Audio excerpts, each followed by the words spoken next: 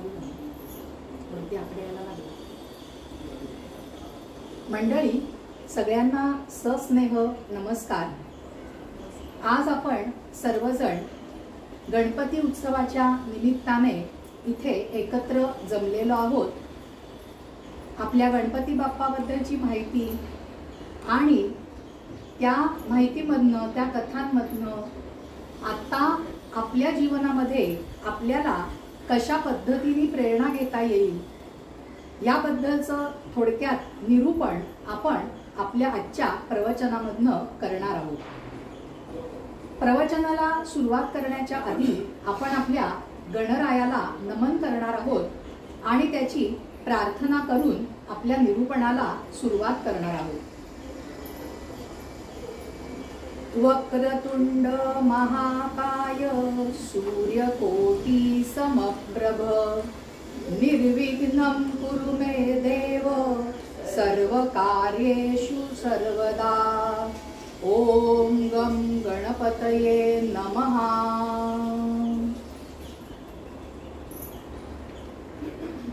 मंडळी, आपल्या गणपतीचा उत्सव चालू झालेला आहे.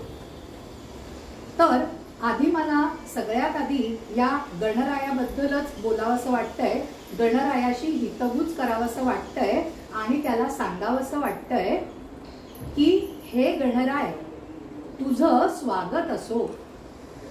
आमच्या भक्तिभावनेच्या पायघड्या तुझ्या येण्याच्या मार्गामध्ये आम्ही अंतरलेल्या आहेत.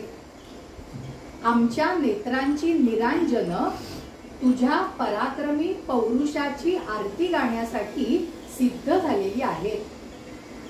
तुझ्या आगमनासाठी आम्ही अगदी आसुसलेले होतो. तुझी वाट बघण्यात मागचं वर्ष कधी आणि कसं संपलं हे आम्हाला कळलं सुद्धा नाही. मंडळी, महाराष्ट्राच्या आपल्या कानाकोपऱ्यामध्ये आपण जर का फिरत असू आणि त्यावेळेला जर का आपण गणपती बाप्पा अशी जर का हाळी दिली तर आजूबाजूला असलेल्या कंठामधनं उत्स्फूर्तपणे निनाद उमटतो. तो निनाद आहे मोरया. गणपती बाप्पा मोरया असा निनाद उत्स्फूर्तपणे म्हणणार नाही असा एकही मराठी माणूस तुम्हा आम्हाला सापडणार नाही. आणि हा मराठी माणूस मग खेड्यात राहणारा असू दे, शहरात राहणारा असू दे, किंवा पुण्या मुंबई सारख्या मोठ्या मोठ्या नगरात राहणारा असू दे, किंवा अगदी भारतात नाही तर विदेशात राहणारा असू दे, पण मराठी मन उत्स्फूर्तपणे निनाद देतं ते म्हणजे गणपती बाप्पा मोरया. या गणपती बाप्पाला एक आपण सगळ्यांनी सांगायचं आहे, ते म्हणजे की हे गणपती बाप्पा राष्ट्रगीतानंतर आम्ही मराठी माणसं एक दिलाने एकमुखाने काय करत असू, काय म्हणत असू तर तुझी आरती गातो. सुख करता दुःख हरता ही जी आरती आहे, ही आरती अगदी छोट्या शिशूतल्या मुलापासून वृद्ध व्यक्तींपर्यंत सगळ्यांना तोंडपाठ असतेच असते. मंडळी, आपला सुद्धा हा अनुभव निश्चितच असेल. या गणरायाचा आपल्याला खूप अभिमान आहे. पण गणपती हा नुसता देवच नाहीये मंडळी, तर तो आपला मार्गदर्शक सुद्धा आहे. कसा आहे मार्गदर्शक? दुष्ट दुर्जनांचं निर्दालन करण्याची एक परंपरा त्यांनी आपल्याला घालून दिलेली आहे. आणि ती परंपरा जोपासण्याची ताकद, ती शक्ती तुम्हा आम्हा सर्व माणसांच्या अंगात येण्यासाठी, तेवढं सामर्थ्य आपल्याला प्राप्त होण्यासाठी आपण गणरायापुढे विनम्र होऊन त्याला वंदन करायला पाहिजे. मंडळी, हा गणराय गणागणांचा नायक तर आहेच हो, पण तुम्हा आम्हा सर्वांच्या मनामनाचा सुद्धा नायक आहे. गणपती बाप्पा जो आहे ना, त्याच्या हातामध्ये कायम शस्त्र असतं. तुम्ही आम्ही आनंदात असलो, सुखा समाधानामध्ये असलो की आपला कल गाण्या बजावण्याकडे, नाटक संगीताकडे वळतो. नुसतं काम उपयोगाचं नाहीये, तर त्या कामात मन लागण्यासाठी आणि मनाला शांती, विश्रांती, समाधान मिळण्यासाठी या मनोरंजनाची आवश्यकता असते, हे आता सिद्ध झालं आहे. आणि ह्या सगळ्या कलांचा कारक देव कोण आहे? तर आपला गणपती बाप्पाच आहे. अशा रीतीने गणपती बाप्पा हा तुम्हा आम्हा सामान्य माणसांच्या जीवनातल्या आवश्यक त्या गोष्टींचा आदर्श आहे. मंडळी, गणरायाचं एक नाव वक्रतुंड असं आहे, आपल्याला माहितीये. वक्रतुंड या शब्दाचा शब्दशः अर्थ काय होतो? वाकड्या तोंडाचा किंवा वाकड्या सोंडेचा. पण हा शब्दार्थ झाला मंडळी. भावार्थ आणि लक्षार्थ जर का पाहायचा असेल तर आपल्याला त्याचा समास विग्रह असा करावा लागतो त्या शब्दाचा, वक्रांतुंडयती. तो अर्थ इथे अभिप्रेत आहे. वक्रांतुंडयती म्हणजे जे वाकड्या तोंडाचे आहेत, वाकड्या चालीचे आहेत. वाकड्या तोंडाचे म्हणजे वाईट बोलणारे हा अर्थ अभिप्रेत आहे. जे वाकड्या विचाराचे आहेत, वाकड्या चालीचे आहेत, त्यांना शासन जो करतो तो वक्रतुंड. तुंड म्हणजे त्याचं ताडण करतो, त्याला शिक्षा करतो, आपल्या सोप्या भाषेत सांगायचं तर. त्याच्यामुळे हे त्याचं एकदंत वक्रतुंड हे त्याचं जे नाव आहे ना, ते अगदी सार्थ असं नाव आहे. गणेशाला गुणेश असंही म्हटलं जातं आणि त्याला गुणसिंधू किंवा गुणसरिता असं सुद्धा म्हटलं जातं. म्हणजेच तो गुणांचा सागर आहे मंडळी. त्याच्या हातामध्ये आपल्याला जो मोदक दिसतो ना, तो स्वानंद स्वरूपाचा आहे. गणपती ज्या लोकी राहतो, ज्या लोकी विहरतो, त्या लोकाचं नावच स्वानंद लोक आहे बरं का. त्याच्या हातामध्ये जो अंकुश आहे, तो अंकुश समतेचा आहे.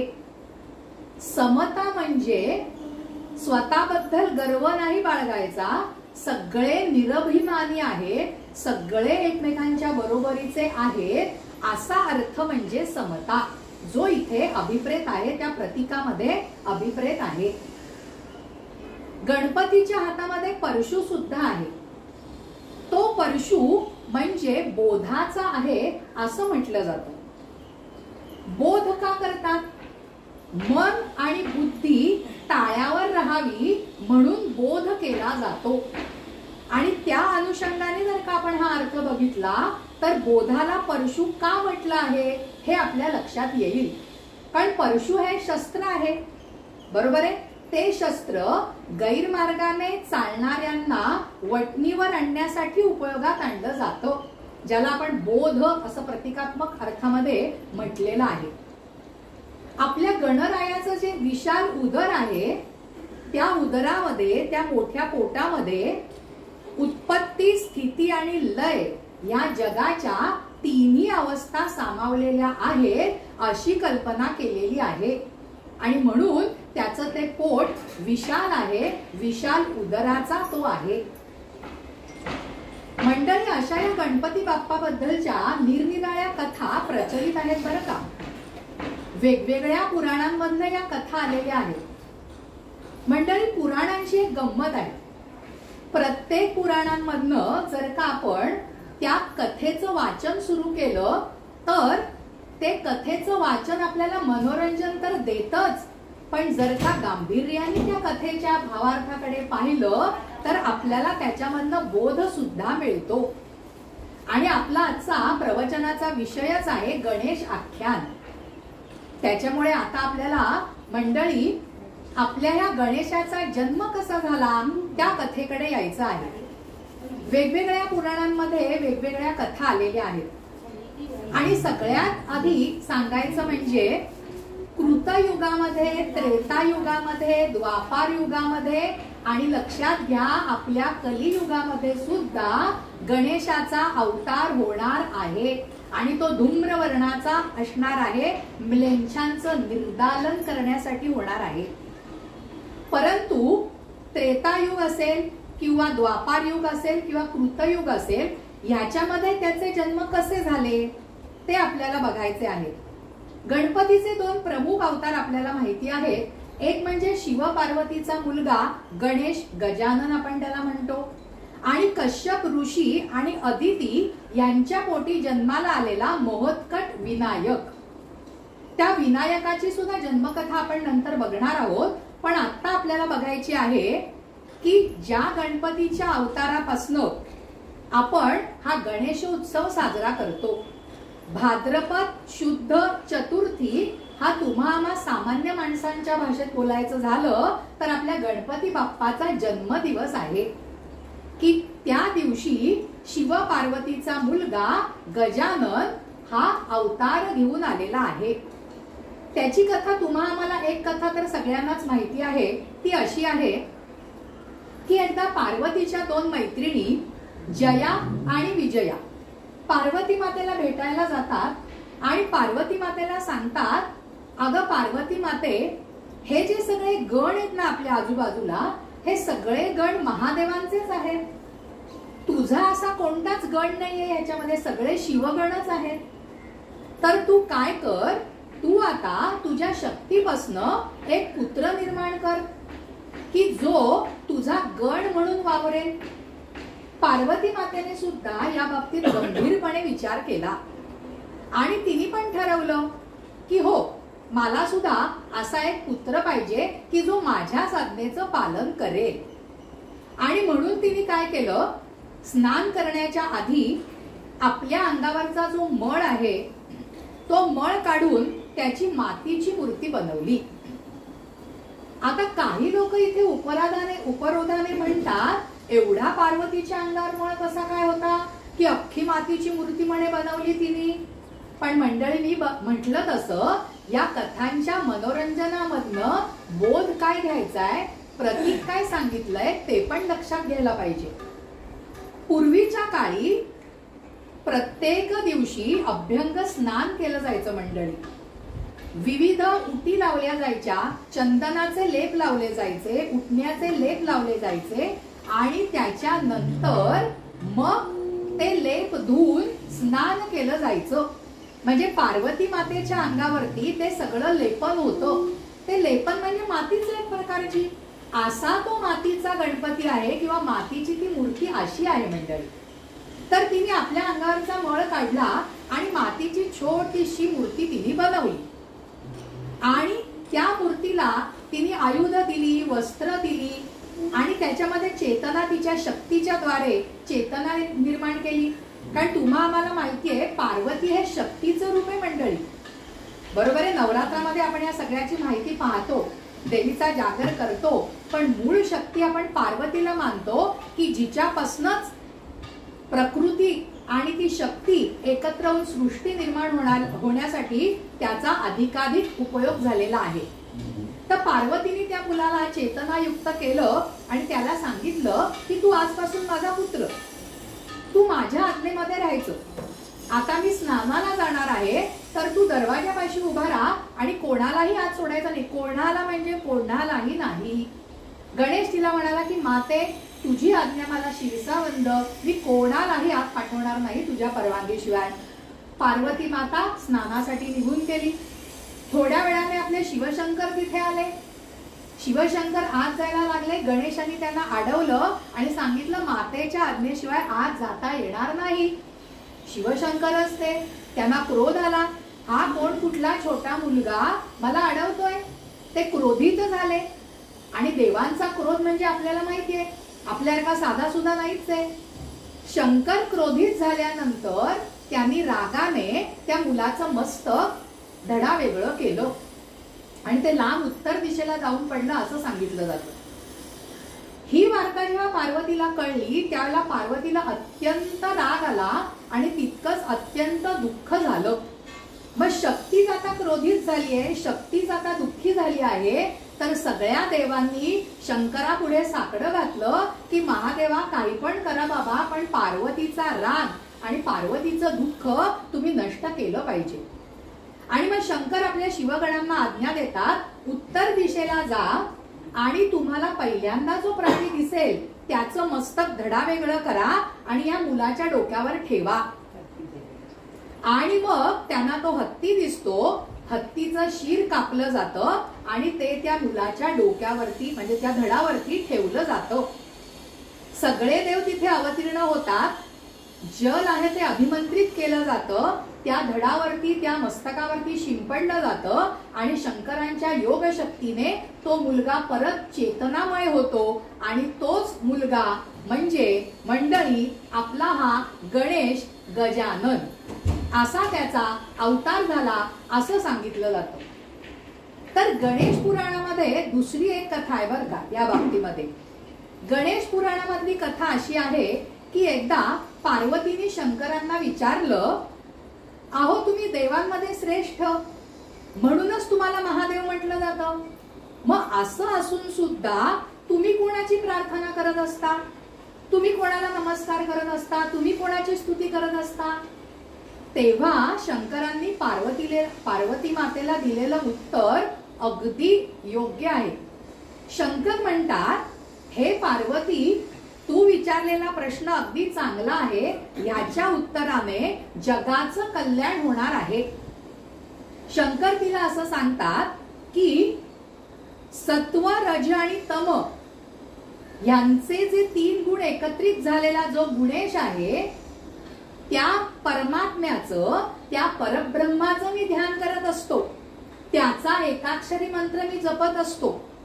तू जोपर्यंत एकाग्रतेने त्याची तपश्चर्या तो मंत्र करणार नाहीस तोपर्यंत तुला या गणेशाचं यथार्थ स्वरूप अजिबातच आकलन होणार नाही. मी तुला त्याचा एकाक्षरी मंत्र देतो. मंडळी नंतर मी तो उल्लेख करणार आहे. तो एकाक्षरी मंत्र म्हणजे ओम, की ज्याच्यापासून सृष्टीची निर्मिती व्हायला असते, तो मुद्दा आपण नंतर बघणार आहोत. मग पार्वती मातेने शंकराकडनं तो एकाक्षरी मंत्र घेतला आणि ती मेरू पर्वतावरती तपश्चर्येला निघून गेली. 12 वर्ष तिने तपश्चर्या केली. गणेश तिच्यावरती प्रसन्न झाले आणि पुढे तिच्या पुढ्यामध्ये उभे राहिले. पार्वती मातेकडे वर मागितला. पार्वती माता इतकंच त्याला म्हणाली गजाननाला की हे गजानना, माझ्या पोटी तू पुत्र म्हणून जन्माला यावंस की जेणेकरून मला तुझी निरंतर सेवा घडेल. गणेशाने तथास्तु असं सांगितलं आणि आता गणेशाने तथास्तु सांगितलंय, वर दिलाय, त्या आनंदामध्ये पार्वती आहे. तिला गणेशाच्या चिंतनाशिवाय दुसरं काही सुचेनासच झालेलं आहे हो. आणि त्या चिंतनामध्ये असताना तिने भाद्रपद शुद्ध चतुर्थीच्या दिवशी एक मातीची मूर्ती तयार केली. त्या मूर्तीची विधिवत पूजा सुद्धा केली आणि तिच्या ह्या संपूर्ण विधीवरती किंवा भक्तीवरती देव प्रसन्न झाला आणि त्या मूर्तीमध्ये सचेतना आली आणि गणेश त्या मूर्तीमध्ये प्रगट झाले. त्यांचं ते अतिशय तेजपुंज रूप पार्वतीला सुद्धा सहन होईना. त्या रूपाने सांगितलं की हे माते, तुला कबूल केल्याप्रमाणे मी आता तुझा पुत्र म्हणून अवतार घेतलेला आहे आणि सिंधू दैत्याला मारण्यासाठी माझा हा अवतार झालेला आहे. पार्वतीला आनंद होतो, पण ती विनंती करते की हे गजानना, हे गणेशा, तुम्ही छोट्या रूपामध्ये या, तुमचं हे तेज मला सहन होत नाहीये. आणि मग गणेश छोट्या रूपामध्ये आला अशी सुद्धा एक जन्मकथा सांगितली जाते.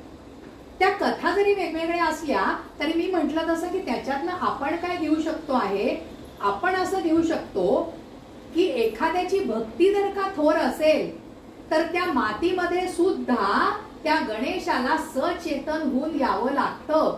आपण सुद्धा गणपतीची मूर्तीच घरामध्ये आणतो, पण तिची प्राण प्रतिष्ठा करतो, म्हणजेच त्याला सजीवत्व प्राप्त झालंय. त्या मूर्तीमध्ये ते गणरायच अवतरलेले आहेत असं समजून आपण आपल्या घरातला गणपती उत्सव साजरा करतो. ही सांगड आपल्याला सांगता यायला पाहिजे. आता गणपतीचा अवतार मंडळी झालेलाच आहे. गणपतीच्या अनेक त्या बालपणातल्या कथा आहेत. एक कथा आपल्याला सांगते की जी प्रसिद्ध आहे. गणपतीने आपल्या वडिलांना खूप वेळेला संकटातनं सोडवलेलं आहे बरं का. त्याच्यातली एक कथा अशी जी खूप प्रसिद्ध आहे. गणपती हा चातुर्यशील आहे, हुशार आहे. एकदा काय होतं, रावण जो आहे ना, लंकेचा अधिपती रावण, तो खूप मोठ्या तपश्चर्येला बसतो. शंकरांना प्रसन्न करून घेतो आणि शंकरांना सांगतो, मला तुमचं आत्मलिंग हवं आहे. आणि शंकरांना प्रसन्न करून घेतल्यामुळे शंकर सुद्धा काही मागचा पुढचा विचार न करता स्वतःचं आत्मलिंग रावणाला देतात आणि एक अट मात्र घालतात की कैलासाहून तू जेव्हा हे आत्मलिंग हातात घेऊन निघशील तर लंकेला जाईपर्यंत वाटेत खाली कुठेही ठेवायचं नाही. रावण म्हणतो ठीक आहे. तो आनंदात असतो की मला आत्मलिंग मिळाला, आता मी संपूर्ण सृष्टीवरती स्वतःचं अधिराज्य निर्माण करीन. त्या आनंदात तो लगबगीने निघाला कैलासावरनं. तो निघून गेल्यानंतर सर्व देवांना ही वार्ता कळली. सर्व देव चिंतेत पडले. बापरे, ह्याच्याकडे हे आत्मलिंग गेलं, आता झालं, सृष्टीचा नाश होणार. सगळेजण शंकराकडे येतात आणि म्हणतात की हे भगवान तुम्ही काय केलं. शंकराला सुद्धा आपली चूक कळून येते, पण आता ते दिलेलं आहे. मग झालं. सगळे कोणाकडे धावतात? आपल्या गणेशाकडे. बघ बाबा, आता तूच काहीतरी कर, आम्हाला सोडव बाबा. गणेश म्हणतो ठीक आहे, मी ही जबाबदारी घेतो. आणि गणेश बटूच्या रूपामध्ये समुद्र किनाऱ्याच्या इथे जाऊन खेळायला लागतो. हा निघालाय कैलासावरनं. तो समुद्र किनाऱ्यावरती रावण येईपर्यंत संध्याकाळ व्हायला आलेली असते मंडळी. आणि हा बटूच्या रूपातला गणेश तिथे खेळतोय. संध्याकाळ झाली म्हणजे आता संध्येची वेळ झाली हे रावणाला कळलंय. मग संध्या करायची, समुद्र स्नान करून संध्या करायची, तर ते आत्मलिंग शिवलिंग खाली ठेवावं लागेल. ते तर शक्यच नव्हतं. रावण इकडे तिकडे बघतो, त्याला हा बटू खेळताना दिसतो. तो म्हणतो ठीक आहे, आता बटूलाच कामाला लावतो. तो त्या बटूकडे जातो आणि म्हणतो अरे बाबा, असं असं आहे, हे लिंग काही खाली ठेवायचं नाहीये शिवलिंग, तू जरा वेळ हातात धरून उभा राहशील का? मी पटकन स्नान करतो, पटकन संध्या करतो आणि लगेच येतो. आता ते खालीच ठेवलं जावं हीच तर सगळी इच्छा आहे ना सगळ्या देवदेवतांची. पण हा बटू म्हणतो ठीक आहे. आधी तो आढेवेढे घेतो, म्हणतो नाही नाही, मला खेळायचंय, माझा खेळण्याचा वेळ निघून चाललाय, मला नाही फुरसत, मला नाही वेळ. पण रावण परोपरीने समजावतो आणि मग हा बटू जो आहे तो म्हणतो ठीक आहे, मी ते लिंग घेऊन उभा राहतो, शिवलिंग घेऊन, पण माझी सुद्धा एक अट आहे. रावण म्हणतो आता काय बाबा तुझी अट आहे? की मी तुम्हाला 3दा हाका मारीन. 3दा हाक मारल्यानंतर जर का तुम्ही आला नाही तर मी सरळ ते शिवलिंग जमिनीवर ठेवणार, मग तुमचं तुम्ही काय ते पहा. रावण म्हणतो ठीक आहे बाबा, मी येतो थोड्या वेळात. रावण धावत पळत जातो, समुद्र स्नान करतो, संध्या करायला लागतो आणि इथे याचे आकडे सुरू होतात, हाका मारणं. बटू त्याला पहिली हाक मारतो, रावण संध्या करतोय. दुसरी हाक मारतो, रावण संध्या करतोय. आता तिसरी हाक येणार तशी येतेच, रावण संध्याच करतोय. संध्या संपलेली नाही, त्याच्यामुळे त्याला उठता येत नव्हतं अर्धवट संध्या टाकून.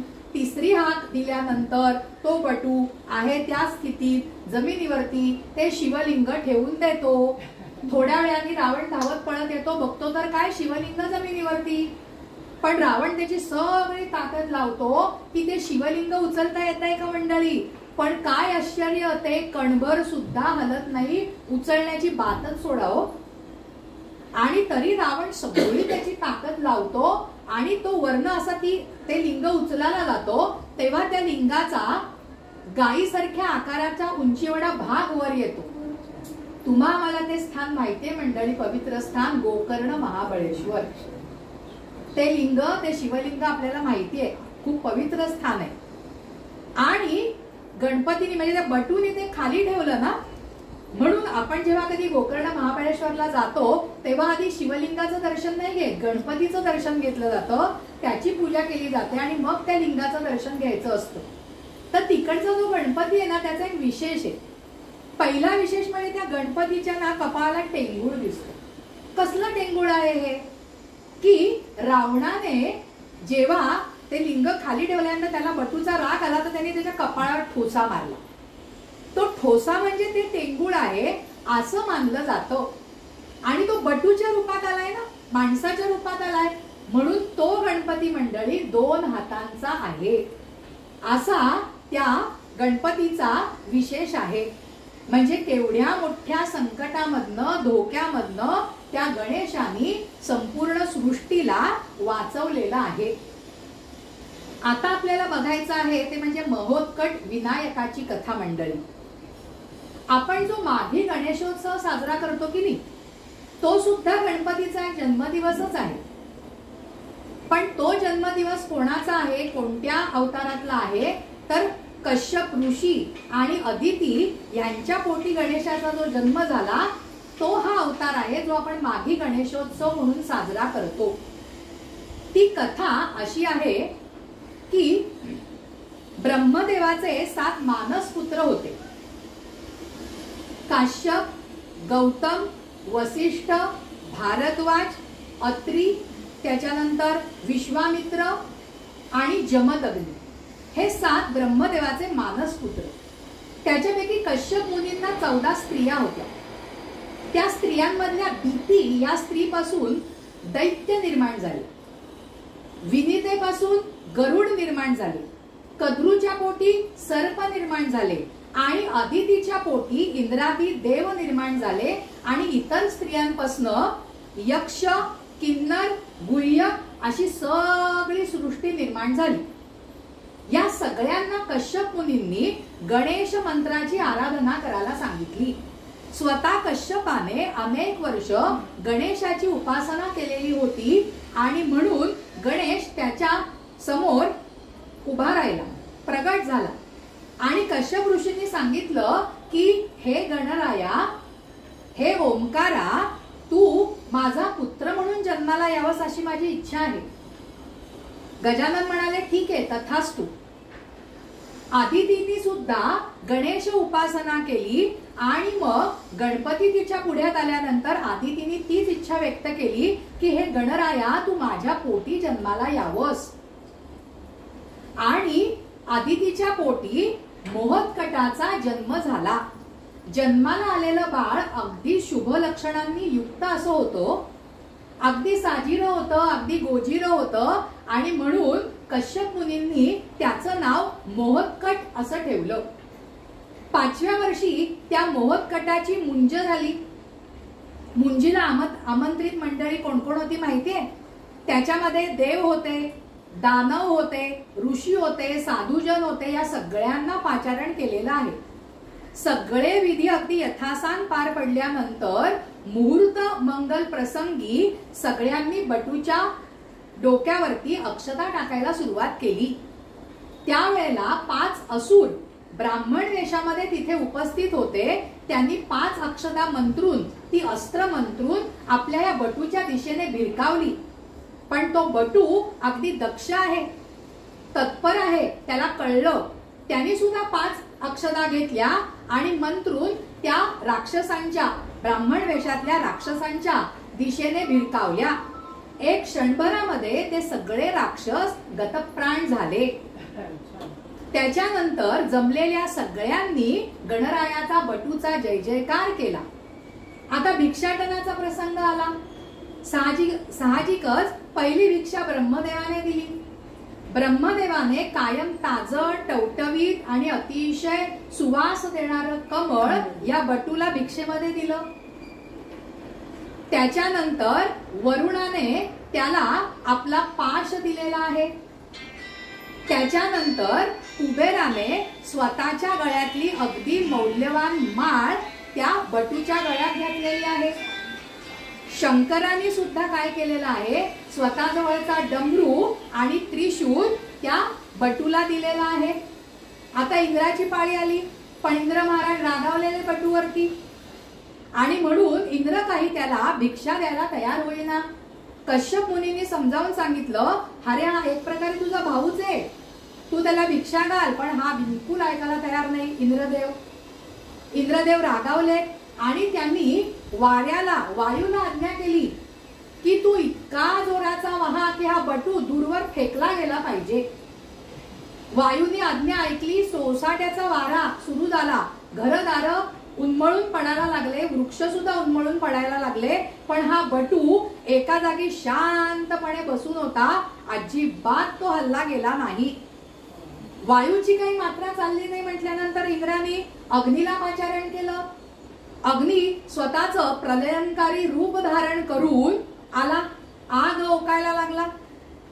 त्यावेळेला ह्या बटूनी जराही विचार न करता तो अग्नीच गिळून टाकला. हे पाहिल्यानंतर इंद्रानी त्यावेळेला त्या बटूच्या दिशेने पाहिलं, तेव्हा त्याला त्या बटूच्या रूपामध्ये विश्वरूपाचं दर्शन घडलं. गणरायाने त्याला विश्वरूपाचं आणि स्वतःचं अभेदत्व जाणवून दिलं. ते पाहिल्यानंतर मात्र इंद्र वरमला आणि इंद्राने स्वतः जवळचा जो अंकुश आहे तो अंकुश आपल्या गणरायाला दिला आणि त्याचं नाव विनायक असं ठेवलं. म्हणजे त्याचं नाव विनायक पडण्याचं कारण म्हणजे ही छोटीशी मंडळी कथा सांगायची होती. म्हणजे या सगळ्या कथांमधनं आपण गणपतीचा जन्म कसा झाला ते पाहिलं. गणपती हा खाण्यामध्ये मोठा चोखंदळ आहे बर का मंडळी. त्याला अर्पण करण्यात येणारे जे मोदक आहेत ना ते जगातलं पहिलं पक्वान्न आहे. संगीत सृष्टीमध्ये आपल्या उच्च आणि दुर्मिळ सामर्थ्याने त्यांनी स्वयंभू जो गांधार आहे ना त्याची निर्मिती केली. म्हणजे ते गांधार रूप म्हणजेच गणरायाचं रूप आहे. त्याची नृत्यशैली देवादिकांना सुद्धा मंत्रमुग्ध करून टाकेल अशीच आहे मंडळी. म्हणजे सगळ्या बाबतीत तो आपल्यासाठी आदर्शवत आहे. 64 कला 14 विद्या 64 कलांचा स्वामी उगीच नाही त्याला म्हटलं जात. ती बुद्धीची देवता सुद्धा आहे आणि तो रणधुरंधर म्हणून सुद्धा मानला जातो, सैन्य धुरंधर म्हणून सुद्धा मानला जातो. प्रत्येक ठिकाणी गणपतीला आपण अग्रमान देतोच, बरोबर आहे मंडळी. पण एका गोष्टीतला सुद्धा अग्रक्रमांक या आपल्या गणपती बाप्पांनी पटकावलेला आहे बरं का. त्याची कथा सांगते. ही कथा कदाचित आपल्याला माहिती नसेल. गणेश पुराणामध्ये आलेली ही कथा आहे. गणेश पुराणाचे 2 भाग आहेत, उपासना खंड आणि दुसरा भाग आहे क्रीडाखंड. त्या क्रीडाखंडाच्या 63व्या अध्यायामध्ये हा प्रसंग वर्णन केलेला आहे. प्रसंग असा आहे की नरांतक आणि दुरांतक नावाचे अतिशय उन्मत्त झालेले 2 दैत्य होते. त्याच्यापैकी नरांतकाने संपूर्ण पृथ्वीला जिंकलेलं होतं आणि देवांतकाने पूर्ण स्वर्गाला जिंकलेलं होतं. या नरांतकाचा वध आपल्या गणेशाने केलेला आहे. आपल्या भावाचा वध झाला हे कळल्यानंतर तो देवांतक स्वर्गावरनं पृथ्वीवरती प्रचंड फौजफाटा घेऊन आला. अगणित सैन्य घेऊन तो आला. हे पाहिल्यानंतर गणेशाने काय केलंय, त्याची व्यूहरचना पक्की आहे. तो धुरंधरच आहे. गणपतीचं एक वैशिष्ट्य म्हणजे मंडळी तो कधीही रणांगणावरती एकदा सुद्धा पराभूत झालेला नाही. अनेक दैत्यांना त्यानं मारलं. त्या कथा काय आता सांगणं शक्य नाहीये, पण एक एक कथा इतक्या नवलाच्या आहेत की आपल्याला खरोखर गणेश ही बुद्धीची देवता आहे ना हे अगदी तंतोतंत पटतं. तर आता देवांतक आलेलं आहे, आता करायचं काय. त्यावेळेला गणपती बाप्पांनी एक चातुर्यपणा दाखवला. तो असा, त्याला 2 पत्नी आहेत. एक आहे सिद्धी आणि एकीचं नाव आहे बुद्धी. त्या सिद्धीला त्यांनी काय सांगितलं की तुम्ही तुमचं महिलांचं जे सैन्य आहे ते घेऊन आधी त्याला सामोरं जा देवांतकाला. मंडळी तुमच्या लक्षात येत आहे का, त्या काळामध्ये महिलांचं सैन्य होतं, महिलांची तुकडी होती. आणि ज्या अर्थी गणेशाने सांगितलं सिद्धीला की तू सैन्याची तुकडी घेऊन देवांतकासारख्या क्रूर दैत्याच्या समोर जा, म्हणजे ते महिलांचं सैनिक प्रशिक्षण घेतलेलं नसणार आहे. अशा नुसत्या स्त्रियांना त्यांनी जा सांगितलेलं नसणार आहे. आणि खरोखर मंडळी ते वर्णन आता सगळं सांगता येणं शक्य नाहीये वेळेच्या अभावी. पण त्याच्या दोन्ही पत्नींनी आणि त्यांच्या महिलांच्या सैन्यानी इतकी मोर्चे बांधणी केली, एवढी मोठी आघाडी उघडली की त्या देवांतकाला सुद्धा पळताभुई थोडी झालेली आहे. म्हणजेच मी मगाशी म्हटलं तसं अग्रक्रम सगळ्या बाबतीत गणरायाला आपण देतो, पण महिलांचं पहिलं सैन्य तयार करण्याचा अग्रक्रमाचा मान सुद्धा आपल्या गणरायानीच पटकावलेला आहे. म्हणजे आपण जे म्हणतो स्त्रिया उपेक्षित आता आलेल्या आहेत त्याचं कारण गेल्या 1000-1500 वर्षामध्ये आपल्यावरती परकीयांनी आक्रमण केली मंडळी. आणि म्हणून आपला जो स्त्रियांचा जो स्वातंत्र्याचा संकोच आहे तो होत गेला. पण वेद काळापासून किंवा त्याच्याही आधीपासून जर का आपण आपल्या संस्कृतीचा नीट अभ्यास केला तर निश्चितच जाणवेल की पुरुषांच्या बरोबरीने स्त्रियांना मानाचं स्थान होतं. प्रत्येक बाबतीत स्त्रिया आघाडीवरती होत्या. म्हणून मी विशेषत्वाने या प्रसंगाचा उल्लेख केलेला आहे. आणि नंतर त्यांनी देवांतकाला सुद्धा ठार मारलेला आहे. म्हणजे हा एक कथेचा भाग आपल्याला सांगायचा होता. आता दुसरं मला असं सांगायचं आहे की ज्ञानेश्वरांनी गणपतीला शब्द ब्रह्म असं गौरवाने म्हटलेलं आहे. शब्द ब्रह्म कसं, तर शब्द ब्रह्म अशेष. अशेष म्हणजे काय, त्यात काहीही उणे नाही, काहीही शिल्लक नाही असं. असा तो शब्दब्रह्म रूपामध्ये आलेला आहे. त्याला ज्ञानेश्वरांनी छान उपमा दिली आणि ज्ञानेश्वर म्हणतात, देवा तुची गणेशा, म्हणजे ते शब्दब्रह्म देवा तूच आहेस. पुढे ज्ञानेश्वरांनी असं म्हटलेलं आहे. आणि ते शब्दब्रह्म हे जे नाव आहे ना, ते गणेश सहस्रनामामधलं गणपतीचं एक नाव सुद्धा आहे मंडळी. सृष्टीची जेव्हा उत्पत्ती झालेली नव्हती त्याच्या आधी जगामध्ये जो नाद उमटला ना, तो नाद म्हणजे ओंकार आहे. आणि त्या ओंकाराचं रूप म्हणजे गणरायाचंच रूप आहे. म्हणजे आपल्या गणरायाला खरं बघायला गेलं तर जन्म मृत्यू नाही, तो आहेच. सृष्टी असू दे नसू दे तो आहेच. ओंकाराचं रूप म्हणजे गणरायाचं रूप आहे. ओंकाराला प्रणव म्हटलं जातं. प्रणव म्हणजेच ओंकार, ओंकार म्हणजेच गणेश. आणि ज्ञानेश्वरांनी देवा तुची गणेशू असं म्हणून त्याला ही छान उपमा दिलेली आहे की जी उपमा निश्चितच सार्थ आहे मंडळी. म्हणजे ओंकाराचा तुम्ही जर का पाहिलं असेल तर ओंकार म्हणजे संशोधक किंवा अभ्यासक असं मानतात की ती गणपतीची सोंडच आहे. त्याच्यानंतर त्या ओंकाराच्या रूपामध्ये गजाननाचीच रूप कशी सामावलेली आहेत हे अनेक संशोधकांनी अनेक प्रकारे आपल्याला सिद्ध करून दाखवलेलं आहे. म्हणजे तो किती आदी आहे, सृष्टीच्याही आदी आहे, त्याला जन्म मृत्यू नाही, हे या मुद्द्यामधनं मंडळी आपण अगदी ठामपणे म्हणू शकतो. आता सगळ्यात एक छान कथा ऐकायची आहे. आपल्याला माहिती आहे गणपती बाप्पाचं वाहन कोणतं, असं म्हटलं तर आपल्या मनामध्ये येतं उंदीर मामा, उंदीर. पण ते वाहन झालं कसं हो? वेगवेगळ्या पुराणांमध्ये एक दोन कथा येऊन गेलेल्या आहेत. त्या सगळ्याचे थोडेसे रेफरन्स देते, पण संदर्भ देते. पण त्याच्यातली एक महत्वाची जी कथा आहे ना, ती कथा आपण बघूया. म्हणजे कळेल गणपती बाप्पा त्याचं वाहन कसं झालं. काय घडतं बघा. एक क्रौंच नावाचा गंधर्व असतो बरं का. इंद्रसभेमध्ये तो असतो आणि इंद्रसभेमध्ये तो आपल्याच तंद्रीमध्ये चालतोय. आणि चालता चालता त्याचा पाय वामदेव ऋषींना लागला. त्याला कळलंच नाही की आपला पाय वामदेव ऋषींना लागलेला आहे म्हणून. तो तंद्रीत चालतोय. हे पाहिल्यानंतर वामदेव ऋषींना राग येतो. ते ऋषी त्याला आठवण करून देतात की अरे क्रौंचा, मला पाय लागलाय तर मला नमस्कार तरी कर. पण क्रौंचाला आधी माहिती नव्हतं, पण आता त्यांनी जाणीव करून दिली ना ऋषींनी, मग त्यांनी नमस्कार करायला हवा होता. आपण सुद्धा बघा, कळत न कळत आपला पाय कोणाला लागला तर आपण क्षमा मागून त्याला नमस्कार करतो. पण हा जो आहे क्रौंच, तो स्वतःच्याच तंद्रीत वामदेव ऋषींचं बोलणं त्यांनी ऐकलं नाही.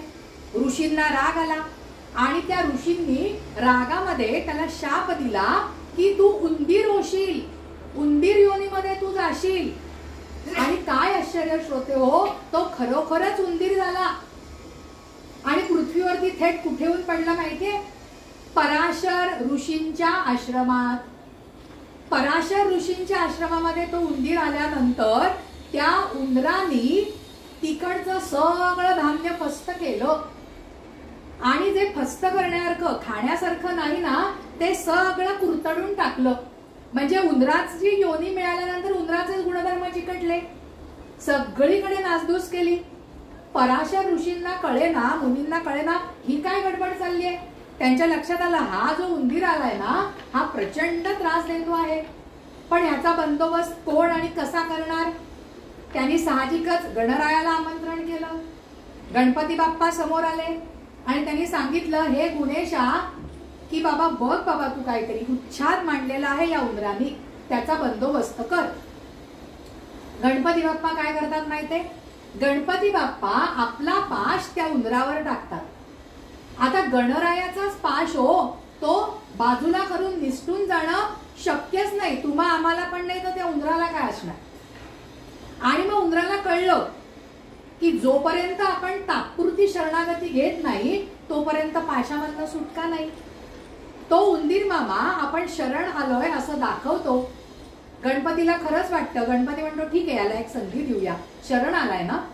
मग गणपतीला दया येते, तो पाश बाजूला करतो आणि त्याला म्हणतो मी तुझ्यावर प्रसन्न झालो आहे, तू वर माग. बघा आता गणराया त्याला सांगतोय तू वर माग, पण उंदीर मामा गर्वाने आंधळा झालाय, उन्मत्त झालाय. उंदीर मामा त्या गणरायाला सांगतात मला तुझ्याकडनं काही नको, तुलाच काय हवं असेल तर माझ्याकडनं म्हणे मागून घे. बघितलं, हा गणपती बाप्पाच सांगतोय. गणरायाला कळलं की ह्याला आपण संधी दिली पण ह्याच्या डोक्यात प्रकाश पडलेला नाही. गणपती चतुर आहे, कशी बुद्धिमत्ता तो वापरतो बघा. तो म्हणतो ठीक आहे तुला मला वरच द्यायचं आहे ना, नाही तो उंदीर आपल्या गणरायाला वर देतोय बरं का. गणपतीने सुद्धा तीच संधी साधली. गणपती म्हणाला ठीक आहे मी असा वर मागतो की आजपासून तू माझं वाहन हो. आता हे ऐकल्यानंतर मात्र तो क्रौंच रूपी उंदीर हळहळतो. त्याला वाटतं काय कुठनं आपण उगाच काय त्याला म्हणालो वर माग, कारण आता मागे हट्टा येणार नाही. तो म्हणतो हा एवढा महाकाय लंबोदर हा आपल्या अंगावर बसणार म्हणजे झालं. पण आता इलाज नाही, शब्द मागे घेता येत नाही. आणि मंडळी तेव्हापासून असं सांगितलं जातं की गणपती बाप्पा आपल्या गजाननाचं वाहन बनला. पण हे वाहन फक्त गणपतीच नाही मंडळी, वेगवेगळ्या युगामध्ये त्याचे जे अवतार झाले ना त्याच्यामध्ये सिंह सुद्धा त्याचं एक वाहन आहे, मयूर सुद्धा एक त्याचं वाहन आहे. म्हणून तर आपण त्याला मयुरेश्वर मोरेश्वर असं म्हणतो. पण गणपती बाप्पाच्या मूर्तीच्या शेजारी जितक्या उत्साहाने तुम्ही आम्ही गणपती बाप्पा बरोबर उंदीर मामाची सुद्धा स्थापना करतो तेवढं महत्व या मयुराला दिलं नाही जात. पण या उंदीर मामा वाहन होण्याची ही कथा आहे. त्याच्यामध्ये अजून दोन प्रतिकात्मक अर्थ आहेत मंडळी. एक अर्थ असा आहे की गणपती हा सगळीकडे नासधूस करतो, रात्रीचं प्रतीक आहे, रात्रीच धिंगाणा घालतो आणि त्याचा रंग पण काळा आहे. आणि गणपतीला सूर्यासमान मानलेला आहे. सूर्य हे गणपतीचंच एक रूप आहे असं आपण मानतो. प्रमुख ज्या देवता आहेत त्याच्यामध्ये विष्णू आहे, भगवान शंकर आहेत, ब्रह्मदेव आहेत, शक्ती आहे, सूर्य आहे आणि त्यांच्या यादीचा हा आपला गणराय आहे. आणि त्याच्यामुळे काय घडतं की त्या सूर्यरूपी आपल्या गणरायाने रात्ररूपी उंदरावरती काय केलेलं आहे, स्वारी केली आहे किंवा त्याला आपल्या अंकित ठेवलेलं आहे. म्हणजे जे जे अंधकारमय आहे, जे जे वाईट आहे त्याच्यावरती अंकुश आपल्या गणपती बाप्पाचा आहे. म्हणजे सगळीकडे उजेड तेजच राहणार आहे अशी सोय केलेली आहे, असा एक प्रतिकात्मक अर्थ. दुसरा अर्थ असा आहे की गणपतीला शेतकऱ्यांचा देव सुद्धा मानलं जातं. उंदीर मामा शेताची सगळ्यात जास्त नासधूस करतो आणि म्हणून शेतकऱ्यांचा देव म्हणून या उंदराला गणपतीने स्वतःच्या अंकित ठेवलेला आहे असं एका कथेमधनं प्रगट होतं. आणि गणपतीला जे मोठे कान आहेत, शूर्पकर्ण आपण म्हणतो, ते कान म्हणजे शेतकऱ्याच्या घरात असलेली दोन सूपं आहेत असा संदर्भ लावलेला आहे. गणपतीची जी लोंबणारी सोंड आहे ती सोंड म्हणजे शेतकऱ्याच्या शेतामध्ये लोंबणारी लोंबी आहे धान्याची, असा तो शेतकऱ्यांचा देव आहे.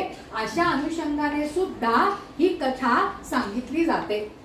म्हणजे कथेचा भावार्थ आपल्याला असा घ्यायचा आहे, जे नकारात्मक आहे, जे त्रास देणारं आहे, जे अंधकारमय आहे त्याच्यावर विजय गणपती बाप्पांनी मिळवलेला आहे आणि तो चराचरामध्ये ती शक्ती ते तेज पोचवण्याचं काम करतो आहे. आणि म्हणूनच त्या एवढ्या विशाल उदराच्या गजाननाला सांभाळण्याची, तो डोलारा सांभाळण्याची जबाबदारी या उंदीर मामावरती आलेली आहे. अशा प्रकारे उंदीर मामा त्याचं वाहन बनलेलं आहे. मंडळी, या गणरायाचं वंदन करण्याची जी हौस म्हणूया आपण तर आपल्या सर्व संतांना सुद्धा खूप होती. आणि संतांनी सुद्धा गणरायाचं जागोजागी वंदन केलेलं आहे, गणरायाला नमन केलेलं आहे. आपल्या ज्ञानेश्वर माऊलीचं उदाहरण मी मगाशी सांगितलंच. तिथे अजून एक उदाहरण आपल्याला द्यायचं आहे, ते म्हणजे ज्ञानेश्वरांनी ओम नमोजी आद्या वेद प्रतिपाद्या या ज्या 20 ओव्या लिहिलेल्या आहेत ना, या जर का आपण काळजीपूर्वक वाचल्या तर लक्षात येतं गणरायाच्या प्रती केवढी मोठी प्रतिभा, आपल्या सृजनशक्ती आपल्या ज्ञानोबांनी दाखवलेली आहे. इतकंच नाही तर तुम्ही ज्ञानेश्वरीच्या सुरुवातीचं गणरायाचं वर्णन वाचा. संपूर्ण साहित्य सृष्टीला गणराय मानून अगदी छान रूपक आपल्या ज्ञानेश्वर माऊलींनी रचलेलं आहे हो. त्याच्यानंतर आपण नामदेव महाराजांचं उदाहरण घेऊया. आरती नंतर आपण घालिंग लोटांगण असं म्हणतो, ते नमन नामदेव महाराजांनी केलेलं आहे.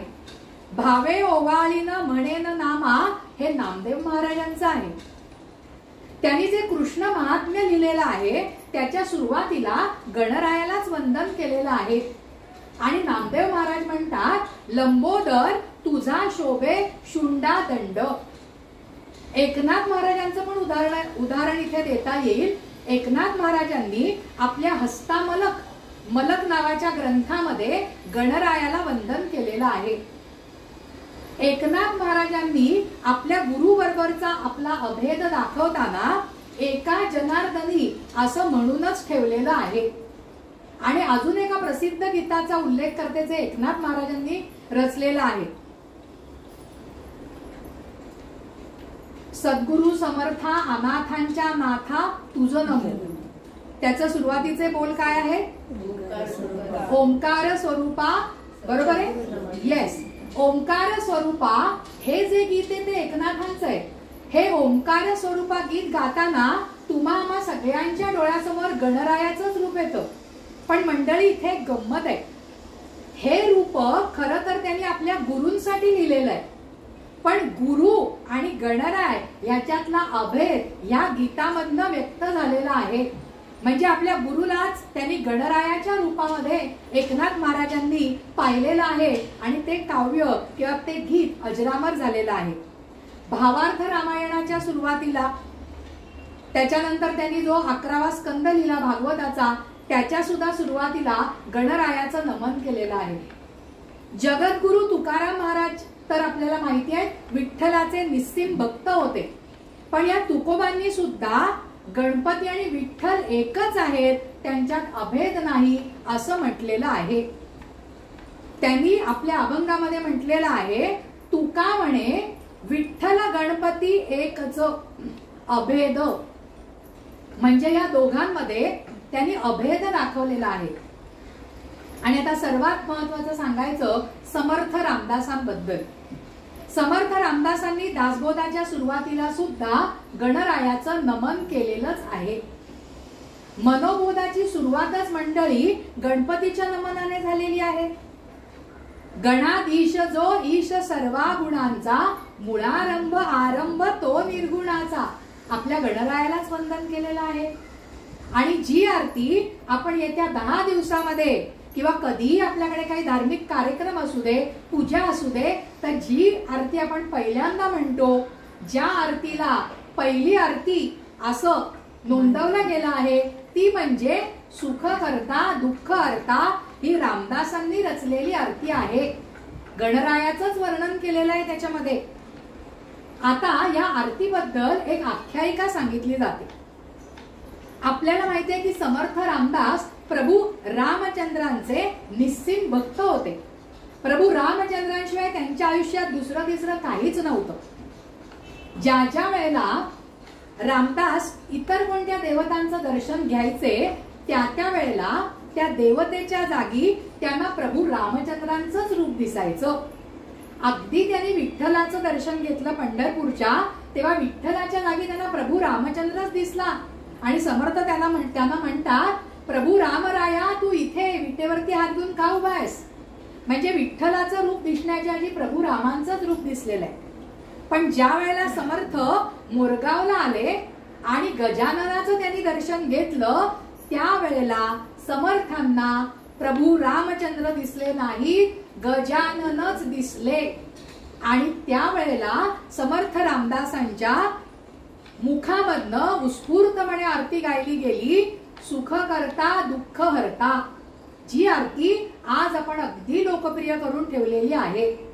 आता मोरगावचा उल्लेख निघालेला आहे, तर एका गणेश भक्ताची आठवण केल्याशिवाय आपल्याला पुढच्या मुद्द्याकडे जाता येणार नाही. तुम्हाला त्या भक्ताचं नाव आठवलं असेल. त्या भक्ताचं नाव आहे मोरया गोसावी. मोरया गोसावींचं अवघं आयुष्य क्षण कण त्यांनी गणरायालाच वाहिलेलं होतं. गणरायाशिवाय त्यांच्या आयुष्यामध्ये दुसरं काहीच नव्हतं.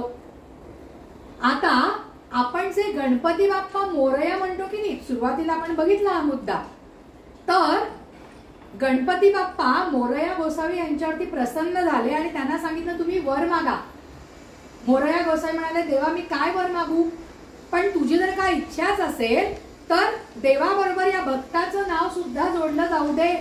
आणि देवाने ते खरं केलंय, भक्ताचा हा हट्ट पुरवलाय. आणि म्हणून आपण म्हणतो गणपती बाप्पा मोरया. ते मोरया म्हणजे या मोरया गोसावी हे जे भक्त होते त्यांचाच नामोल्लेख आपण गणपती बाप्पा नंतर करतो मंडळी. म्हणजे तुम्हाला सामान्य लोकांच्या प्रती तर गणपती बाप्पा अगदी मनोभावे वसून राहिलेलाच आहे. परंतु संत जे आहेत त्यांच्या जीवनामध्ये सुद्धा, त्यांच्या वाङ्मयामध्ये सुद्धा या गणरायाचं महात्म्य अगदी थोर आहे. आता पुढचं प्रतीक मला सांगायचं आहे ते म्हणजे दुर्वा. आपल्याला माहिती आहे की गणपतीमध्ये आपण अगदी मनोभावे गणपतीला दुर्वा वाहतो. का वाहतो त्याची कथा आता आपल्याला बघायची, म्हणजे आपण अधिक मनोभावे नंतर दुर्वा गणपतीला वाहू. म्हणजे आत्ताही आपण वाहतोच, पण त्याचा भावार्थ कळला की अजून मनापासून आपण उत्स्फूर्तपणे तसं वाहू शकतो गणपतीला. पहिली कथा अशी आहे की अनलासूर नावाचा एक दैत्य होता, जो अत्यंत उर्मट झालेला होता. सगळ्या सृष्टीला त्यांनी त्राहीमाम करून सोडलेलं होतं. सगळ्या देवांनी गणपतीचा धावा केला, सगळ्या ऋषीमुनींनी गणपतीचा धावा केला. बाबा रे निस्तरात आहे हा दैत्य, आम्हाला काही आवरला जात नाही. गणपती बाप्पाने काय केलं, आपण वक्रतुंड महाकाय म्हणताना महाकाय म्हणतो ना, गणपतीने स्वतःचं रूप प्रचंड अगडबंब केलं आणि अख्खाचा अख्खा तो दैत्य गिळून टाकलो. अनलासूर, अनल म्हणजे अग्नी, तो अनलासूर म्हणजे एक प्रकारे अग्नीचंच रूप. आता त्याला गिळून टाकल्यानंतर गणपती बाप्पाच्या अंगाचा दाह व्हायला लागला आणि तो दाह कशानेही शमेना. चिक्कार औषधी वनस्पती त्याच्या अंगावर ठेवून झाल्या, कशाने तो दाह शमला जात नाही आहे. शंकराने स्वतःचा जो नागोबा आहे तो सुद्धा त्याच्या पोटाला बांधला, विळखा त्याचा, नाक थंड, पण त्याने सुद्धा काहीही थंडावा येत नव्हता. वरुणाने थंड पाण्याची वृष्टी केली तरी सुद्धा गणेशाच्या अंगाचा दाह काही शमेना. ब्रह्मदेवाने बुद्धी आणि जी सिद्धी आहे तिला वारा घालायला सांगितलं तरी सुद्धा काही उपयोग होईना. असं सगळं होत आहे म्हटल्यानंतर इंद्राने चंद्रकोर काढून गणपतीच्या डोक्यावर ठेवली तरी सुद्धा काही होईना. सगळीकडे वार्ता पसरली की गणरायाला दाह होतोय. मग तिथे उपस्थित 88,000 ऋषीमुनी होते. त्या 88,000 ऋषीमुनींनी प्रत्येकी 21 दुर्वांची जुडी गणपतीच्या मस्तकावर ठेवली. गणपतीचा दाह शांत झाला आणि तेव्हापासून गणपतीला दुर्वा ही वनस्पती प्रिय झाली असं मानलं जातं. हे झालं धार्मिक कारण मंडळी. त्याचं एक औषधी कारण सुद्धा आहे. दुर्वा ही वनस्पती औषधी आहे. ज्या स्त्रीला गर्भाशयाचा त्रास होत असेल तर त्या त्रासावरती रामबाण इलाज म्हणजे दुर्वांचा रस. एखाद्याला दुःखद वाईट स्वप्न पडत असतील तर दुर्वांचा रस दिला जातो. एखाद्याच्या बोलण्यामध्ये काही दोष असेल तरी दुर्वांचा रस दिला जातो. म्हणजे 2 प्रकारे गणपतीला दुर्वा ही वनस्पती प्रिय झाली. आणि सगळ्यात महत्वाचं म्हणजे त्यावेळेला ते असा दृष्टिकोन असू शकतो की दुर्वा ही वनस्पती झपाट्याने वाढते आणि त्यावेळेला चांगल्या प्रवृत्तीची संख्या झपाट्याने वाढण्याची गरजच होती आणि म्हणून दुर्वा ही वनस्पती गणपतीला प्रिय आहे असं मानलं जातं. दुसरी एक कथा आहे, तिच्यातनं तुम्ही आम्ही बोध घेण्यासारखा आहे. जनक राजा आपल्याला माहिती आहे की जो अतिशय ज्याला आपण म्हणतो निस्पृह म्हणून मानला जातो. त्या जनक राजाकडे एकदा देवर्षी नारद येतात आणि जनक राजाची स्तुती करतात. जनकाला म्हणतात, हे जनका, तू किती निस्पृह आहेस, तू किती दातृत्व शूर आहेस की येणाऱ्या प्रत्येक याचकाला तू भरभरून देतो तरी सुद्धा तुझ्या खजिन्यामध्ये काहीही रीते पण येत नाही. हे ऐकल्यानंतर नारद मुनी पुढे म्हणतात की ही सगळी गजाननाची देवाचीच किमया आहे की तुला काहीही कमी पडत नाही. खरं तर हा निस्पृह बर का राजा जनक, पण त्याला सुद्धा काही क्षणासाठी थोडासा अहंभाव जडला आणि तो नारदांना म्हणतो की देवर्षी, हे जे सगळं कर्तृत्व आहे माझ्यामुळे आलंय, देवाचं याच्यामध्ये काही देणं घेणं नाही. हे ऐकल्यानंतर नारद मुनींना जाणवतं की क्षणभरासाठी याला मोह आलेला आहे, गर्व झालेला आहे. तो गर्व आपण जरा व्यवस्थित केला पाहिजे, त्याला परत निस्पृह बनवलं पाहिजे. नारद मुनी जातात गणेश लोकी. गणेशाला ही सगळी वार्ता सांगतात आणि गणेशाला सांगतात काहीतरी अशी युक्ती कर की जेणेकरून जनकाचा हा जो थोडासा गर्व त्याला झालेला आहे त्या गर्वाचं हरण होईल. गणपती बाप्पा असतो, तो म्हणतो ठीक आहे. गणपती बाप्पा एका याचकाचं रूप घेतो, दरिद्री याचकाचं रूप घेऊन जनकाच्या नगरीला जातो. जनकाच्या नगरीमध्ये अन्नदान विधीत चालू असतो. हजारो पंक्ती जेवून उठत असतात. तेव्हा हा याचक तिथे येतो. त्या याचकाला पाहिल्यानंतर जनक म्हणतो, आता आलाच तर जेवून जा. तो याचक म्हणतो, जेवायला चालू, आणि सांगतो की तू मला जर का पोटभर जेवू घातलंस तर मी तुला आशीर्वाद देईन. राजा जनक विचार करतो, एवढी हजारो माणसं जेवतात, हा पण जेवे नका. मग त्याला त्या भोजनाच्या ठिकाणी नेलं जातं. 10,000 माणसांचं जेवण तयार असतं. त्या याचकाला बसवलं जातं. थोड्याच वेळात तो याचक 10,000 माणसांचं अन्न फस्त करतो. ते वाढपी असतात ते सुद्धा चक्रवतात. अरे हा याचकाच्या रूपात कोण असुर बिसूर तर नाही आला, राक्षस बिक्षस तर नाही आलेला, पण आता जनकाने सांगितलंय तुझं पोट भरेपर्यंत जेवू घालणार, जेवण घालायलाच पाहिजे. परत धान्य शिजवलं जातं. राजाजवळचं सगळं धान्य संपतं. तो घराघरामध्ये आपल्या चाकरांना पाठवतो.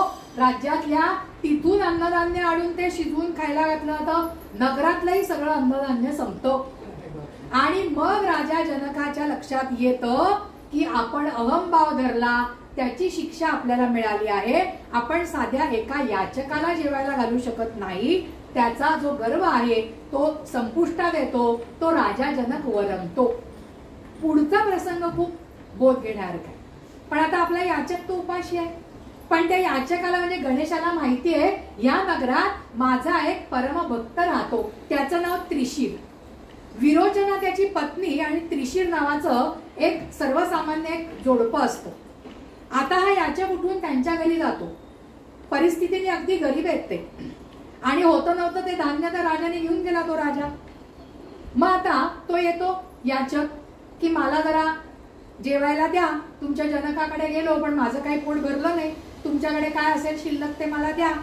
तो त्रिशीर वंदन करून म्हणतो, महाराज आमच्याकडे काही नाहीये हो, पण मी सकाळी ना देवपूजा केली आहे गणेशाची, त्याच्यातला एकच दुर्वांकूर माझ्याकडे शिल्लक आहे.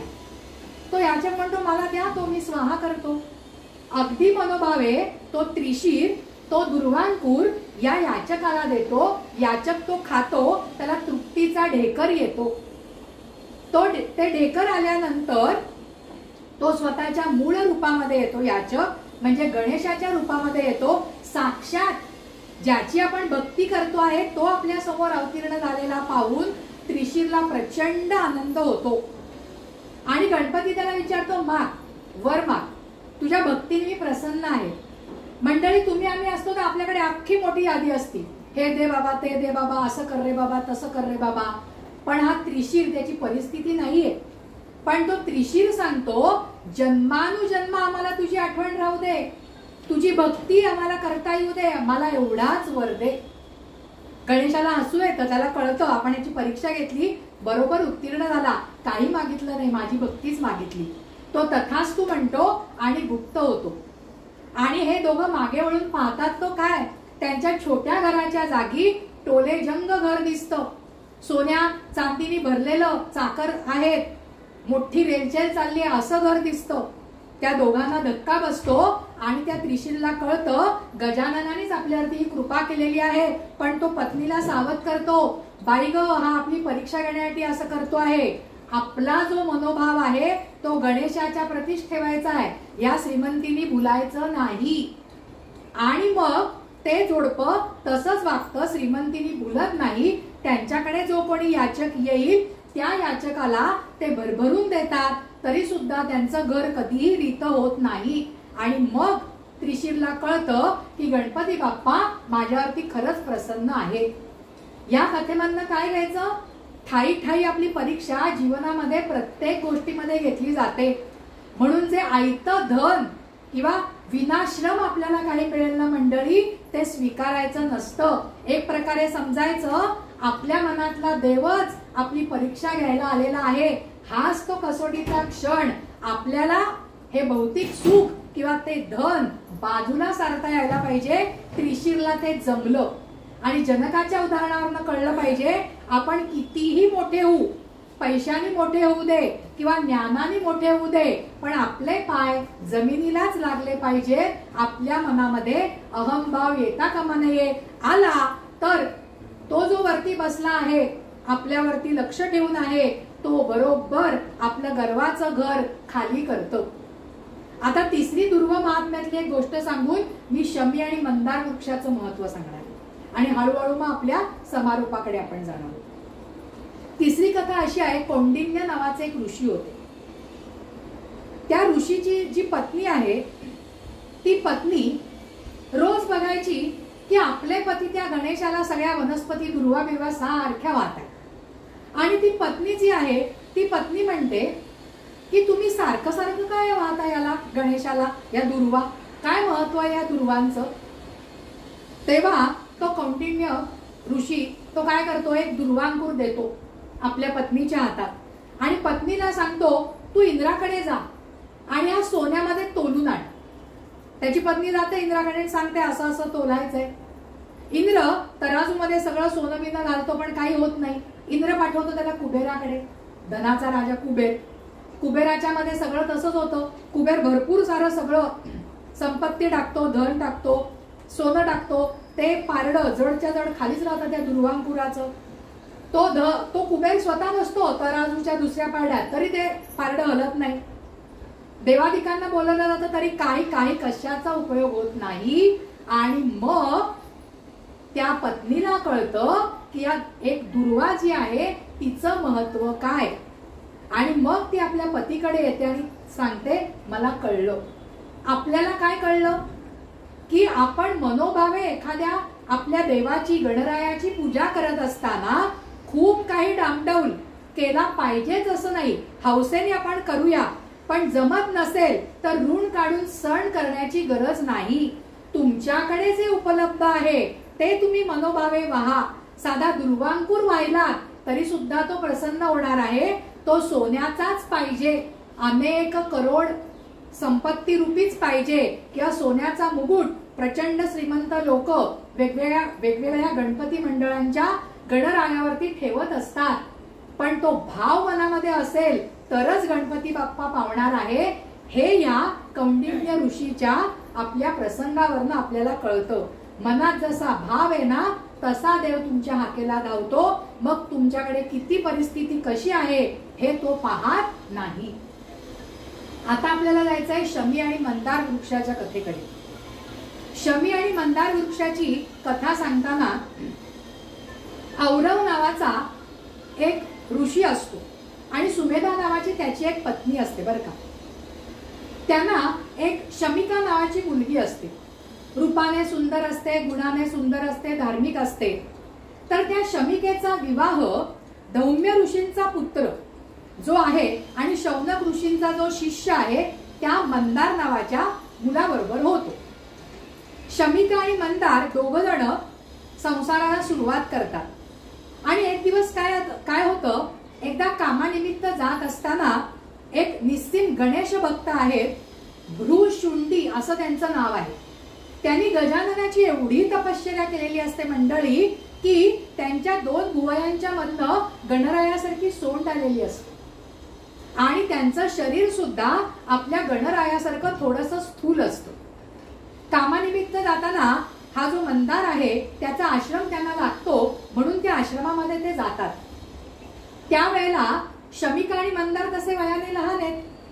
त्या ऋषींचं हे रूप पाहून, म्हणजे आलेली ती सोंड आणि थोडासा स्थूल देह पाहून त्या शमिका आणि मंदारला न कळत हसू येतं. ती चेष्टा या भ्रूशुंडी ऋषींना सहन होत नाही. प्रचंड म्हणजे अतिशय गणेशाचे निस्सिम भक्त आहेत ते. त्यांना राग येतो आणि ते म्हणतात की तुम्ही मला हसलात, मला हसलात काही हरकत नाही, पण माझ्या सोंडेला हसलात. सोंड म्हणजे माझ्या गणरायाचं प्रतीक आहे, तुम्ही त्याला हसलात तर आता शिक्षा म्हणून मी तुम्हाला शाप देणार. आणि म्हणून तो शाप देतो शमिका आणि मंदारला, तुम्ही वृक्ष योनीमध्ये जाल, तुम्ही वृक्ष बनाल आणि तुमच्या अंगाला काटे असतील, तुमच्याजवळ कोणी मनुष्य पशुपक्षी फिरकणार देखील नाही. तो शाप खरा ठरतो आणि ती शमिका शमीचं झाड बनते आणि मंदार वृक्ष बनतो. 1 महिना उलटून जातो या घटनेला. शौनक ऋषी म्हणतात, माझा शिष्य माझ्या दर्शनासाठी गेल्या कित्येक दिवस आलेला नाहीये, काय भानगडे. म्हणून ते औरवकडे जातात, त्या ब्राह्मणाकडे, त्या मुनींकडे, की कुठे ते तुमचा जावई. तो औरव म्हणतो, मला सुद्धा माहिती नाही. त्यांना वाटतं कोणा काय सर्पदंश झाला, राक्षसांनी पळवलं, काय झालं काय. मग ज्ञान दृष्टी लावतात ते शौनक ऋषी. त्यांना कळतं की अशी अशी घटना घडलेली आहे. मग गणेशाचं स्मरण, गणेशाची आराधना ते करतात. गणेश त्यांना प्रसन्न होतो आणि ते सांगतात शौनक आणि तो औरव की आता तुमचा म्हणजे हा शाप आता नष्ट करा तुम्ही. तेव्हा गजानन काय सांगतात ते महत्वाचं. गजानन सांगतात, गणराय सांगतात की माझा जो निस्सिम भक्त आहे त्याने शाप दिलाय आणि तो शाप प्रतिकात्मक असलेल्या सोंडेला हसून दिल्यामुळे हा शाप तर खरा ठरणारच, पण मी त्याच्यावरती थोडासा उशाप असा देतो की शमी आणि मंदार या वृक्षांना उशाप असा आहे की आजपासनं त्यांच्या भोवती जे काटे आहेत तर त्यांना महत्व प्राप्त होईल. मृत्यू लोकात आणि स्वर्ग लोकामध्ये त्यांना महत्व प्राप्त होईल. आणि मंदार वृक्षाच्या खाली माझी मूर्ती स्थापन करून शमीची फुलं जर का त्याला वाहिली तर त्याला अनेक यज्ञांचं पुण्य मिळेल. मंदार आणि शमी सुद्धा गणेशाची आराधना करतात. गणेश प्रसन्न होतो. गणेश सुद्धा त्यांना तेच सांगतो की आजपासून तुम्ही मला प्रिय व्हाल, पण माझ्या शिष्याने दिलेला शाप तुम्हाला भोगावाच लागेल. मी मंदार वृक्षाच्या खाली माझ्या मूळ रूपामध्ये स्थान करून राहणार आहे. त्याच्यामुळे मंदार वृक्षाच्या लाकडापासून जो कोणी मूर्ती बनवेल, शमीची पानं त्याला वाहील, त्याला कित्येक जन्मांचं पुण्य प्राप्त होईल. आणि दुर्वा मिळाली नाही वाहण्यासाठी तर मंदाराचं पान व्हायचं. मंदाराचं पान जर का मिळालं नाही तर शमीचं पान व्हायचं. म्हणजे दुर्वा, मंदार, शमी या सगळ्यांमध्ये फक्त शमीचं जरी तुम्ही मला पान वाहिलं तरी सुद्धा तुम्हाला खूप पुण्य मिळणार आहे. असा तो वर त्या मंदार आणि शमी वृक्षाला मिळालेला आहे. तेव्हापासून शमी आणि मंदाराचं पान सुद्धा गणरायाच्या पूजेमध्ये समाविष्ट करून घेतलेलं आहे. वेळ आहे? ओके, एक अजून 15-20 मिनिटांमध्ये आपण हे करूया. आता पुढचा एक अगदी आपल्या जिव्हाळ्याचा विषय, चंद्र. त्याच्याबद्दलच्या कित्येक कथा आपल्याला माहिती आहेत. आणि गणेशाला गुणेश का म्हटलं जातं. एकदा भगवान महादेव झोपलेले असतात बरं का, आणि बाल गणेश त्यांच्या भोवती खेळतोय. वडिलांच्या डोक्यावरची चंद्रकोर पाहतो आणि तीच खेळायला घेतो. ते गण घाबरतात, बापरे महादेव झोपले, जागे झाले आणि डोक्यावर चंद्रकोर नाही तर आपलं काही खरं नाही बाबा, आता काय त्यांचा मुलगाच आहे. म्हणून ते गणेशाला विनवतात ती चंद्रकोर दे रे बाबा.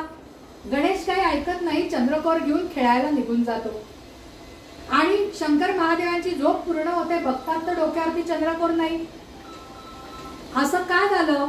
गण सांगतात तुमच्या मुलाने चंद्रकोर खेळायला घेतलेली आहे. शंकर हसतात आणि म्हणतात जा त्याच्याकडनं ती चंद्रकोर घेऊन या. शिवगण जातात, गणपती बाप्पाला शोधतात, पण गणपती बाप्पा त्यांच्याशी लपंडाव खेळतोय. कधी लपतोय, कधी प्रगट होतोय, कधी अचानक मोठा होतोय, कधी छोटा होतोय, पण त्यांच्या हाती काही लागत नाही. हे त्याला पकडून पकडून दमतात. शेवटी निराश होऊन सगळे गण महादेवांकडे येतात, तर महादेवांच्या मांडीवर खेळत असलेला बालगणेश त्यांना दिसतो आणि ती चंद्रकोर परत महादेवांच्या डोक्यावर असलेलीच त्यांना दिसते. हे पाहिल्यानंतर शंकर हसतात आणि आपल्या लाडक्या मुलाला ती चंद्रकोर भेट देतात. अशी पण एक कथा आहे आणि सांगतात की आजपासनं ह्या गणांचा तू अधिपती आहे, म्हणून त्याचं नाव गणपती, गणांचा पती किंवा गणेश, गणांचा ईश. म्हणजे आजपासनं हे सगळे गण गणपतीची आज्ञा पाळतील. चंद्राबद्दलची कथा अतिशय ज्याला आपण म्हणतो सुरस आहे. एकदा काय झालं, नारद मुनी शंकरांकडे आले आणि शंकरांना त्यांनी एक अपूर्व फळ दिलं. आता दोघं स्कंद आणि बालगणेश हट्ट करायला लागले, ते फळ आम्हालाच पाहिजे. मग शेवटी शंकरांनी ब्रह्मदेवांना विचारलं काय करू. ब्रह्मदेव म्हणाले कार्तिकेयाला द्या, म्हणजे त्या स्कंदला द्या. दिलं. आपले बालगणेश रागावले, त्यांना हे काही पटलं नाही ब्रह्मदेवाचा न्याय निवाडा. ब्रह्मदेव त्यांच्या ब्रह्मलोकात निघून गेले. काही दिवसानंतर बालगणेश ब्रह्मदेवांकडे जातो, क्रोधायमान होतो, महाकाय होतो. त्याचं रूप बघून ब्रह्मदेव घाबरतात आणि चंद्र त्याचं हे रूप बघून, महाकाय रूप बघून हसायला लागतो गणरायाला. गणरायाला राग येतो. गणराय चंद्राला शाप देतो, आजपासनं तुझ्याकडे कोणीही पाहणार नाही, तुला जे पाहतील ते महापापी ठरतील. गणरायानेच दिलेला शाप तो खरा होतो. चंद्र आता लपून लपून राहायला लागतो, त्याला शाप मिळालाय. ही वार्ता इंद्राला आणि इतर देवांना कळते. इतर देव आणि इंद्र गणेशाचा धावा करतात.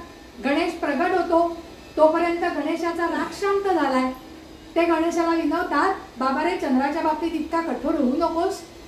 गणराय म्हणतात ठीक आहे, मी त्याला उशाप देतो की इतर दिवशी चंद्राचं दर्शन घेतलं तरी चालेल, पण भाद्रपद शुद्ध चतुर्थीच्या दिवशी चंद्राचं दर्शन व्यर्थच राहील. म्हणून बघा आपल्याला लहानपणापासून सांगितलंय आज चंद्र बघू नको. त्याचा भावार्थ हाच आहे मंडळी. आता हा उशाप मिळाल्यानंतर सगळे देव चंद्राकडे जातात, आपल्या भाषेत त्याला चांगलं रागावतात. चंद्राला सांगतात तू सुद्धा गणेशाची आराधना कर, तो सुद्धा तुला प्रसन्न होईल.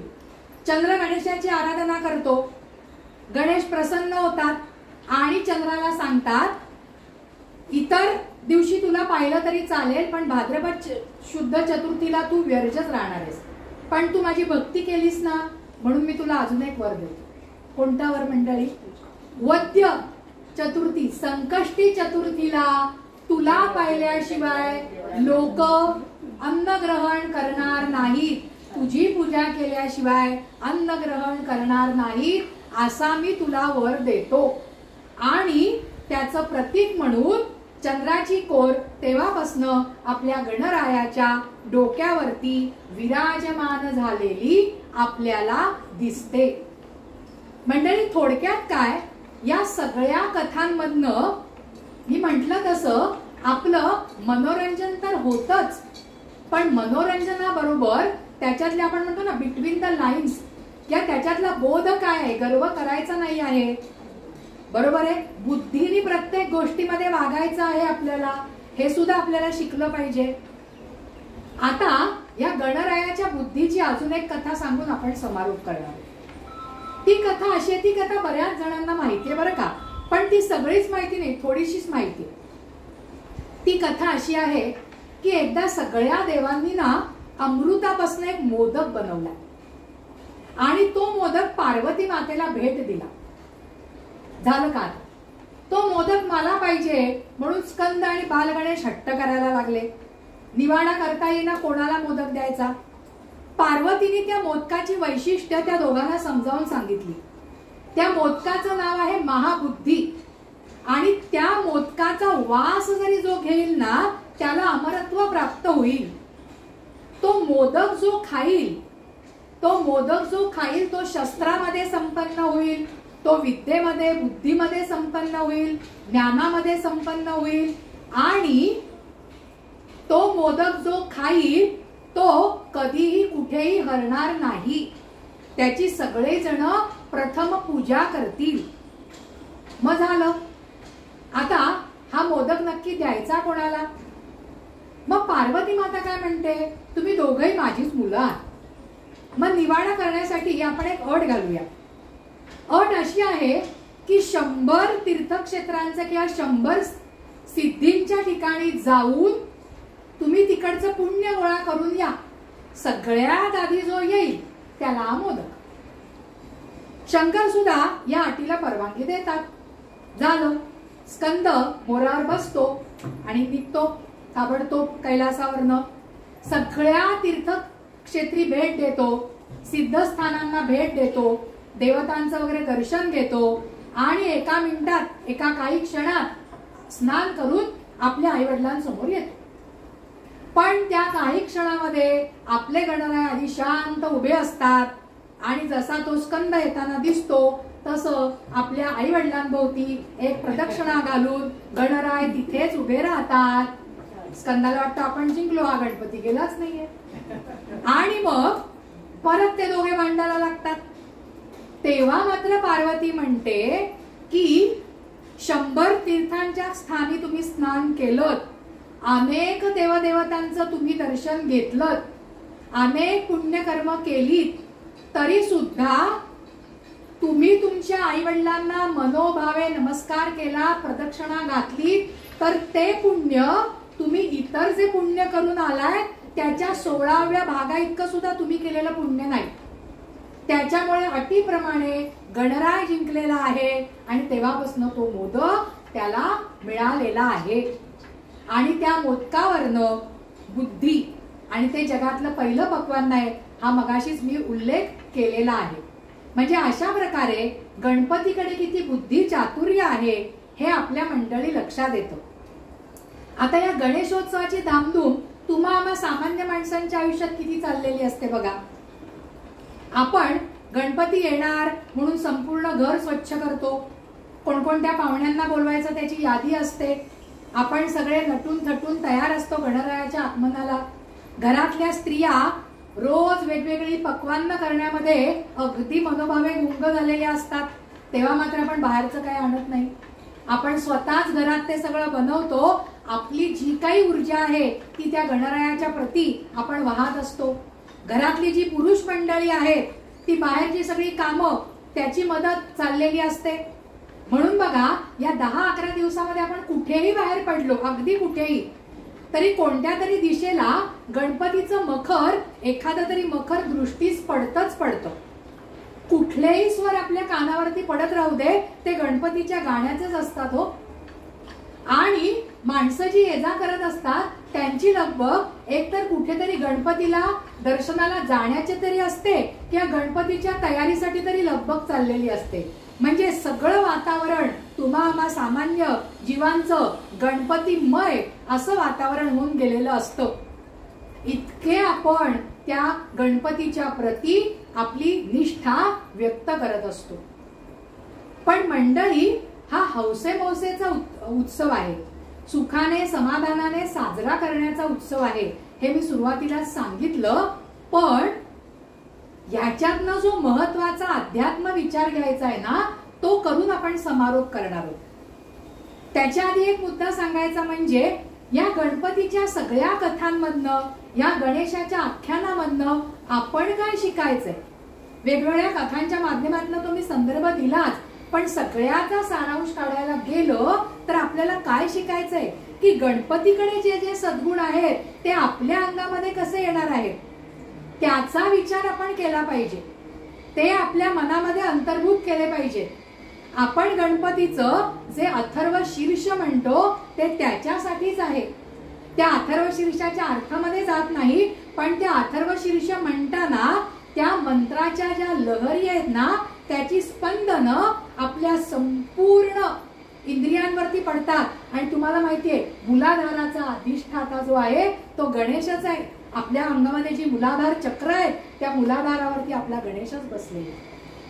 मूलाधारो स्थितोसी नित्यम आपण म्हणतोच आहे. म्हणजे इतकं महत्व आहे. ते भरभर म्हणून चालणारं नाहीये, ते तुमच्या अंगोपांग गेलं पाहिजे. म्हणून आपण गणपती अथर्व शीर्ष म्हणतो.